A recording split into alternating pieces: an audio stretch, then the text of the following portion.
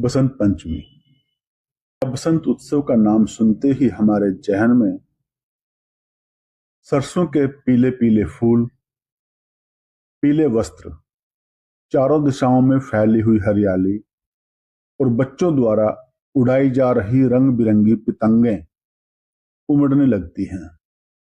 लेकिन बसंत उत्सव इन सब के अलावा पराक्रम के लिए भी याद किया जाता है, जिसे हम बसंत उत्सव के शौर्य नाम से भी जानते हैं। बहुत ही कम लोग जानते होंगे कि बसंत पंचमी के दिन ही अंतिम हिंदू सम्राट पृथ्वीराज चौहान ने मुगल शासक मोहम्मद गोरी को मारकर अपना बदला पूरा किया था। यह तो आपको मालूम ही है कि महान वीर पृथ्वीराज चौहान ने मुगल शासक मोहम्मद शहाबुद्दीन गौरी को युद्ध में 16 बार पराजित किया, लेकिन कभी भी उसे न तो बंदी बनाया और न ही मौत के घाट उतारा, बल्कि हर बार मोहम्मद गोरी को जीवित छोड़ते रहे। जब 17वीं बार युद्ध हुआ तब पृथ्वीराज चौहान की हार हुई और मोहम्मद गोरी जीत गया। 16 बार जीवन दान पाने वाले मोहम्मद गोरी ने पृथ्वीराज चौहान को नहीं बख्शा और उसे बंदी बनाकर अपने साथ काबुल ले गया। वहां पर जाते ही लोहे की गर्म सलाखों से पृथ्वीराज चौहान की आंखें फोड़ दी, उसे कारागार में डाल दिया। पृथ्वीराज चौहान के साथ उनके परम मित्र चंदवरदाई भी मोहम्मद गोरी के बंदी थे। चंदवरदाई कवि होने के साथ साथ बहुत अच्छे प्रेरक भी थे। कैद में रहते रहते चंदवरदाई ने पृथ्वीराज को उसकी शब्द भेदी धनुर्विद्या का बोध कराया। पृथ्वीराज इस विधा में पारंगत थे। जब पृथ्वीराज ने अपनी इस विधा को जागृत कर लिया, तब दोनों ने मिलकर मोहम्मद गोरी से बदला लेने और उसे मौत के घाट उतारने की योजना बनाई।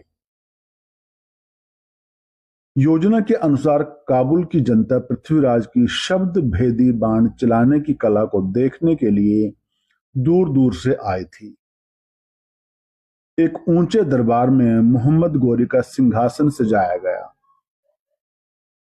पृथ्वीराज चौहान को कैद से बाहर निकाला। चंदवरदाई ने अपनी कविता के माध्यम से पृथ्वीराज को मोहम्मद गोरी की स्थिति, ऊंचाई और दूरी का कुछ इस प्रकार ऐतिहासिक बखान किया कि 4 बांस 24 गज अंगुल अष्ट परमान, ता ऊपर सुल्तान है मत चूके चौहान। पृथ्वीराज ने चंदवरदाई का इशारा समझा।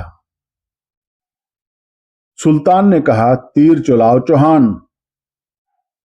पृथ्वीराज ने इसी आवाज पर शब्द भेदी बाण चला दिया, जो कि सुल्तान के सीने के पार हो गया। इसके बाद चंदवरदाई और पृथ्वीराज चौहान ने अपनी जीवन लीला भी समाप्त कर ली। साथियों, बसंत उत्सव के इस शुभ अवसर पर भारत माता के ऐसे महान सपूत को हमें याद करना चाहिए और उनकी वीरता और बलिदान को अपने बच्चों को भी बताना चाहिए। आज इस अवसर पर मैं आपको पृथ्वीराज चौहान के मशहूर किले तराइन के किले में ले चलता हूं।